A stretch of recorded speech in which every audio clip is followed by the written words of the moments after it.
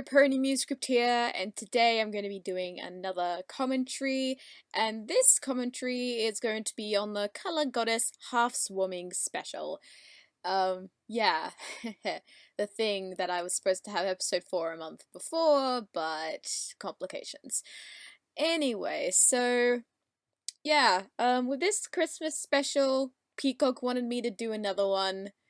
And I'm not 100% sure if this one is canon to the audio drama, but it might not be anymore after I've written some of the future scripts for TCG, but that doesn't matter. Like, are most Christmas specials and audio dramas canon nowadays? I don't even know anymore. But yeah, with this one I wanted to explore more on Tenebrae, and I remember when I first created her, you know, to be an evil version of Rainbow Dash, so to be a villain or something along those lines. But now I've actually created so much more depth, and after kind of exploring her backstory, I wanted to kind of reminisce on something happy that happened in her life. So that's where this Christmas special came in. So without further ado, I'm going to start the commentary in 3, 2, 1, and play. So the music playing in the background is like this orchestral version of my favourite Christmas carol, Carol of the Bells. And of course, Carol of the Bells was the first upload I have ever had on my channel, done by the main 6 as an a cappella cover. And I actually had a snippet of this particular arrangement for the intro for December of 2018, you know, Christmas themed. And I think this would be one of the only parts in the special that doesn't actually have music composed by me. And so we have a couple of voice actors in this one, like Thunderspeak VA, Pretty Pegasus Wings, Narrator Pony, Flutter Rose, Peacock Studios, and myself. And I just love this thumbnail that I drew. So 24th of December.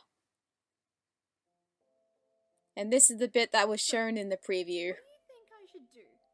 And I'm pretty sure that, okay, so Peacock and I both wrote the script for this special, and I'm pretty sure in my memory Peacock wrote Blue Streak's lines.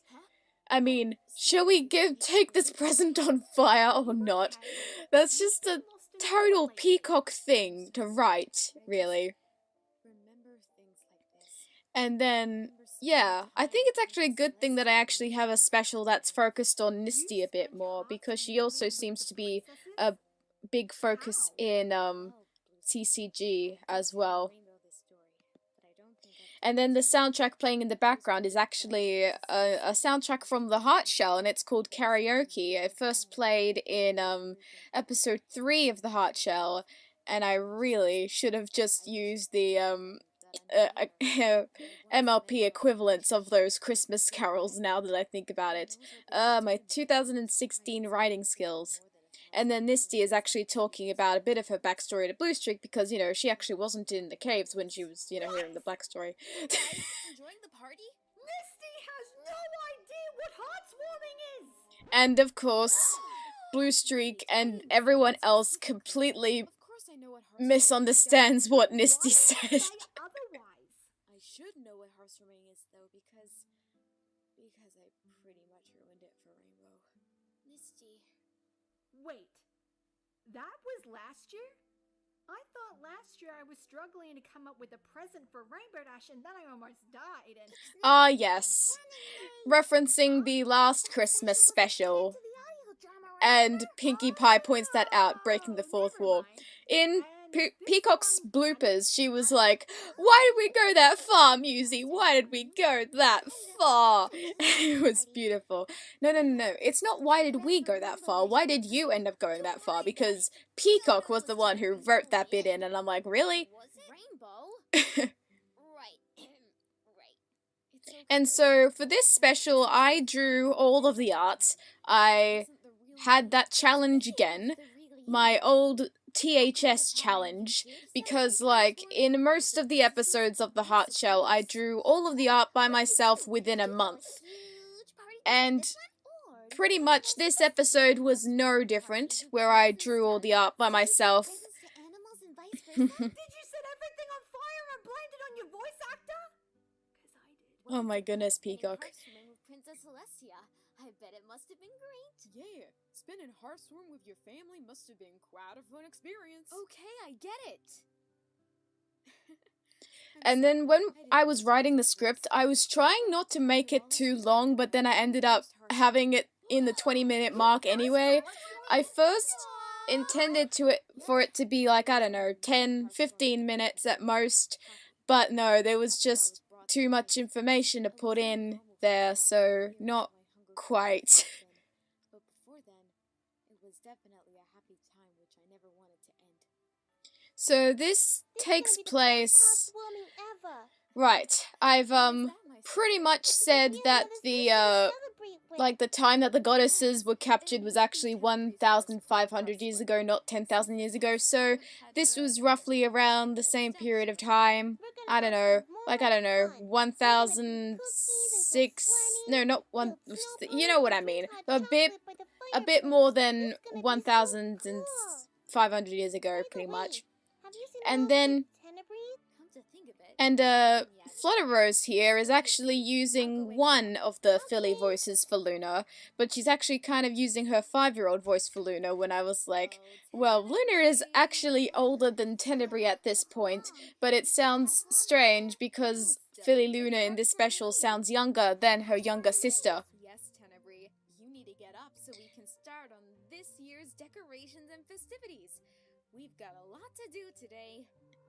Teen Celestia is pretty much like my voice, but like putting on an American accent. That's pretty much what it is. And then I also love the voice that I gave for Philly Tenebrae. It's kind of like, you know, a high-pitched version of her normal voice. Like this! Something along those lines. And then adding an effect. And then we have the parents of Princess Celestia and Luna, Queen Aurora and King Hesperus, played by Pretty Pegasus Wings and Thunderspeak VA. And, yeah, so Peacock came up with the names of the parents, and I came up with the designs. And, when casting them, well, at the time when Pretty and Thunderspeak were still together, because I don't think they are anymore, but when they were together, I just thought it was a bit of a coincidence that I casted them both as the king and queen. It was very much a coincidence. But, I don't know. Oh, I can't get enough of Flutterrose's Luna, Philly Luna. It's one of the cutest voices I've ever heard. I also liked it when it was shown in Tenebrae's backstory. And then, of course, I'm realizing now, well not now, but I realized a little bit before, that this Christmas special reminded me a bit of Winter Wrap-Up, you know, where Twilight was trying to find something to do. So it's pretty much the same here with Tenebrae trying to find something to do on Hearthstorming Eve. I actually parodied that in the April Fool's special, where I had, instead of the song that's going to be playing later on in the special with Winter Wrap-Up. Do you need... This gets all wonky. Tenebrae? Poor Tenebrae. Doesn't anyone else want to give her a hug? I know I want to give her a hug. It took much convincing to Peacock that Tenebrae was not always a villain. She was not always evil. And I think this special kind of showcases that in full detail. I mean, how can this cute little filly end up being evil? Well, she does, but like... it took a lot of convincing for, you know, to convince Peacock that she was not always evil. Oh, Tenebrae, are you going to help me with the tree? I guess I am. Things didn't go so well with Luna. Although, to be fair, Tenebrae could have easily helped Luna. I mean, she was a little bit of a klutz and stuff, but she didn't ruin too much anyway. I mean, she could have picked herself up, she would have found something else that she was good at. But of course, this was back at the time before she had consumed grief from ponies, so she was pretty much living as a normal pony for the time being. Growing up would be easier for you. Because you're still quite small, you might not be able to perceive where the star should be. Celestia. Wrong angle. So to kind of remind people how old they are, Tenebrae is roughly around 5 years of age, and then Luna I think is about 8 or 9, and then Celestia's roughly around 16 or something. And then the muse tree falls down. This won't take me long. Maybe Mom could use some help in the kitchen. Oh, okay.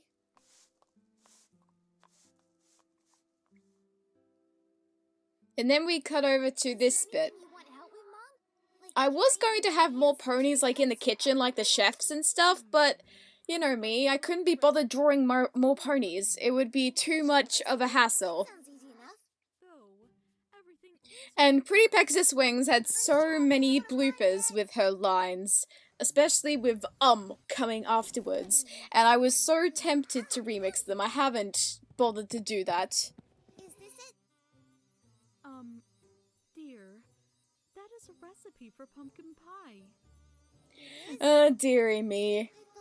But like, she was like, Let me try again. I need to learn to go from Chrysalis to Nice Mom, because she voices Chrysalis in, Shadows of Corruption, and I think she does a really good job at that. And then, of course, Pretty Pegasus Wings also voices, Princess Cadence. Somehow. And then, This will take ages to see, figure this is why on my Twitter a while back, I made a little video, showing a compilation of Tenebrae's name being mentioned, because, like, it doesn't sound how it's spelled. It's not Tenebris, it's Tenebrae.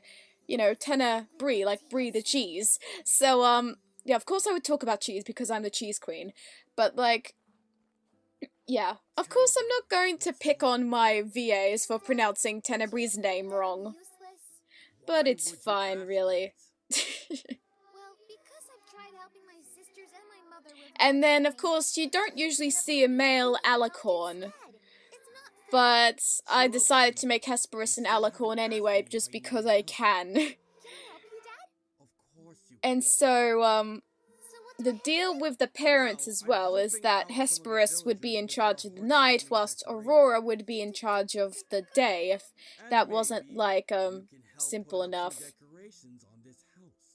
And oh my goodness, Thunderspeak, who plays King Hesperus, he also had a ton of lines. He didn't have a ton of lines. I mean, he had a ton of bloopers. He had the most bloopers out of all of us, as you could see in the blooper reel. And his bloopers were pretty funny. It looks fine. Then why did you hesitate? I didn't. But then I hesitate, unintentionally made King Hesperus like a jerk to Tenebrae. just a little. But he just, yeah. You really don't need help? I think I'm almost done. And done. I guess that didn't take long after all. Yeah, King Hesperus, you're a jerk. I'm kidding, he's not a jerk, he just doesn't know that, he's hurting Tenebrae's feelings deep down. See you later, Dad. Yeah. I guess because Tenebrae has only been in the family for about a year at this point, and so they also have to get used to, you know, the adoptive sister. perfect the first time. No, I'm good. This won't take me long. This may look like it would take a while, but it They're really all won't. acting nice to Tenebrae, but without trying to hurt her feelings, but when they do that, it just still hurts her feelings anyway. Nothing I can do to help. Who am I kidding? I was born and raised into a family of royals. And then upcoming will be the song for the special, because, you know, you can't have a Muse audio drama without an original song in there. You're destined to take over Like, the let's see. when the time Although, But me? the one from the last special actually had the one and only parody song, which was Peacock's idea. But I still want to keep my streak on having only original songs for this audio drama. And this song is no different. I'm actually quite proud of how this turned out. I came up with the melody when I was just brainstorming in the bush one day. Because, you know, sometimes, because I've like got this huge bush property where I live. I live in the middle of the Australian bush, like 6 acres of bush, and sometimes I just walk down through the property and just brainstorm some ideas for future ideas, episodes, songs, and etc. And this is no different. And then, of course, Tubular Bells were a good choice for a Christmas song, and they were actually playing the melody of the Heart Shell theme. I wanted to have that little Easter egg in there. And of course, because this is a Christmas or heartwarming themed song, I wanted to have it sounding really happy and joyous, with the sleigh bells and the bells and etc. It kind of does sound a bit like a heartwarming thing anyway.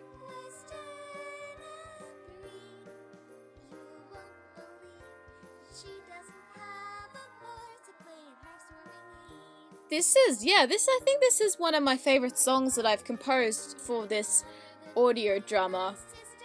And I kept singing this bit over and over. A bit of my jazz, soul-like side of my voice kicking in, Tenebrae, the little diva. And then I didn't want to compose too much in risk of, the episode, the special, continuing longer than it needed to. And so then it's pretty much having a reprise, but it's actually slowed down and sad now.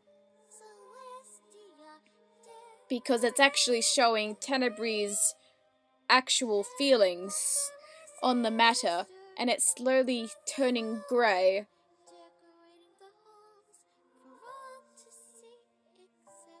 And then the photo actually doesn't have Tenebrae in it at all. So I think that's supposed to be symbolizing that Tenebrae wasn't in the first picture. And she feels like she doesn't actually belong in the family because she can't do anything to contribute.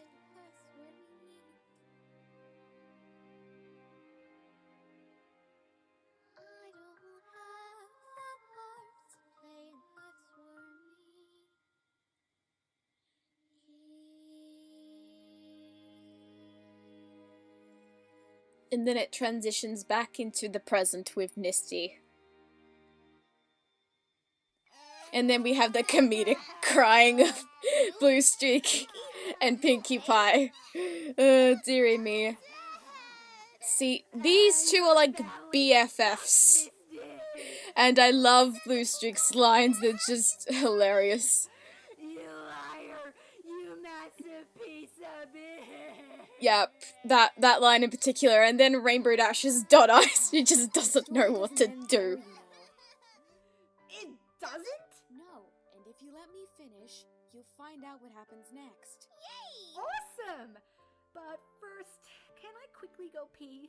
And then one has to think, how do genies go to the bathroom? Since they're in, you know, the bottom half of them is pretty much like a smoky tail, but then you're not gonna question it anyway. Raging, beeping genie. And then, of course, Peacock wrote that line in there, you know, because it was toilet humor. And I mentioned in the references that she... yeah, toilet humor was not a new thing for Peacock. Come to think of it, none of my family has bothered to light up the fireplace. It could get cold. Little does she know that that fireplace is actually a dodgy fireplace that no one is supposed to light up. And it is getting warmer in here. It was freezing before. I'm pretty sure, though, that there's another fireplace, but, Tenebrae just doesn't know about it. And then we have me, Peacock Studios, Flutterrose, Pretty Pegasus Wings, and Thunder Speakers Phillies. I think the fireplace is dodgy because it doesn't have secureness to it. So that's why the fire would spread as it does. Presents for everyone. I can feel useful. And also the fireplace. The room was so freezing. And then we have the cameos. Kenzie VA, Cloud9, Scribbler, Roundtrip, Ashley H, Jezza, Quirky Craft, and Party Blossom. And then I couldn't be bothered drawing more ponies. And then Muse, my right brain. And then someone was mentioning that they could escape easily because they can teleport out. And why would they be in the room in the first place? Well, let me explain why that is. I think the family was just noticing the fire and they were investigating what it was. But, then they ended getting themselves trapped, and with the delusion of the smoke and stuff, it, kind of prevented them from teleporting. Kind of messed with their mind a little, I guess. And also wanted to give Tenebrae a chance to prove herself, but I think now I kind of feel like it was resolved way too quickly. You really can't thank me for this. Why not? You saved us. You don't understand. I was the one who lit the fireplace. You mean the dodgy one we weren't supposed And then the to Ost get? playing in the background is a hero. Well, I guess that would make sense because it's a sad Ost, but then at the same time it's showing Tenebrae be one of the few times that Tenebrae was actually a hero. Everyone, you didn't need it. In the end, I felt like I couldn't do anything. And of course it wouldn't be a Muse script. It's not a Muse script audio drama until somebody cries. I think that's a habit that I've made. But then, who can blame me? I'm really good at writing feel stuff. So, it's not too much of an issue there. One of the only times I actually did write something for comedy was Heptology of Error, which was a completely different sort of thing on my DeviantArt. So, you don't think I'm useless? I think this is just a beautiful moment. I mean, I think this family is just absolutely adorable, composing of like 3 OCs and then 2 canon characters. And then we will never know what what is inside these we will not I mean these presents. We will not know what is inside these presents because it goes back to the presents. See what I did there? Dearie me. And also, you know, running out of time and all. But it can't be. She's having a happy one right now, isn't she? Coming! And then we have an unexpected visit. Who is it? It's Princess Celestia and Luna. What? Princess Celestia and Luna. Okay, so right. With Celestia, I hadn't actually drawn her at that point since the last episode of the Heart Shell, and I have stopped drawing her eye really weirdly, and now I've just drawn her with normal eyes, and she looks so much better. And then we also have the reprise of the return of Peacock and Snowflake being drunk. Peacock wanted that to happen, by the way. That was a good one. I'm just glad you got to spend such a nice time with the princesses.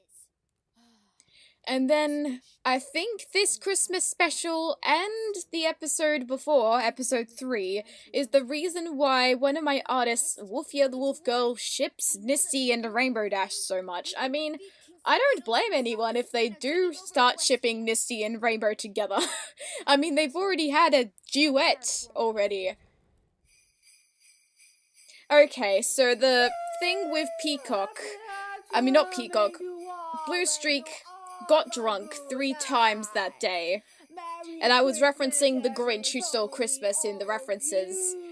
And so, pretty much, when her bladder was about to explode, she just couldn't listen to the rest of the story, and so she had to go.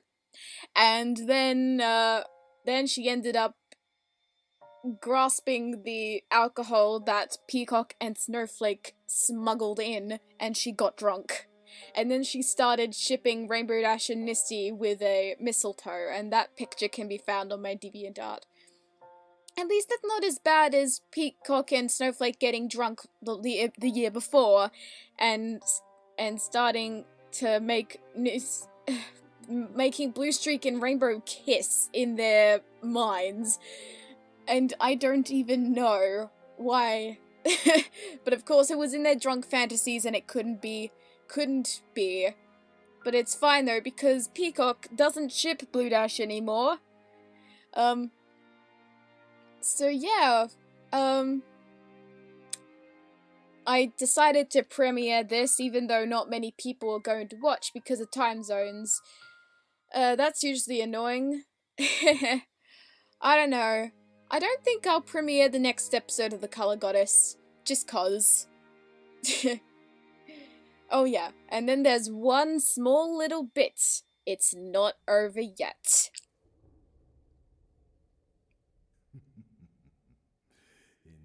King Sephiroth and his very, very small cameo. And that's when you know that things are going to go down. Things are going to get bad.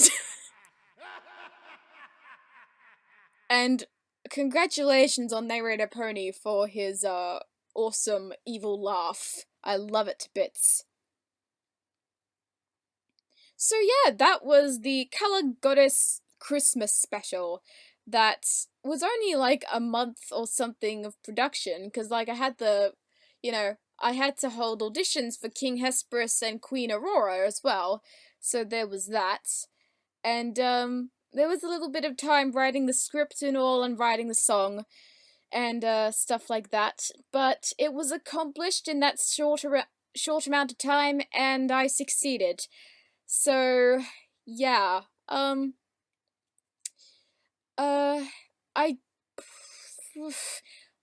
not sure if I'm going to do another Christmas special, though, because, that might get a little bit tedious, and sometimes Christmas specials have some of the, same sort of cliches, like, we have to save Christmas, Santa's in trouble, we need to help him, like, deliver presents and stuff. I've seen that in so many shows, you will not believe. But of course, in Equestria, they don't actually have a Santa, they just kind of give presents to everyone. But, let's see, yeah, I don't think I'll do a Christmas special for this year. I don't think so. Because I'm planning to, let's see, yes, I am planning to release episode 5.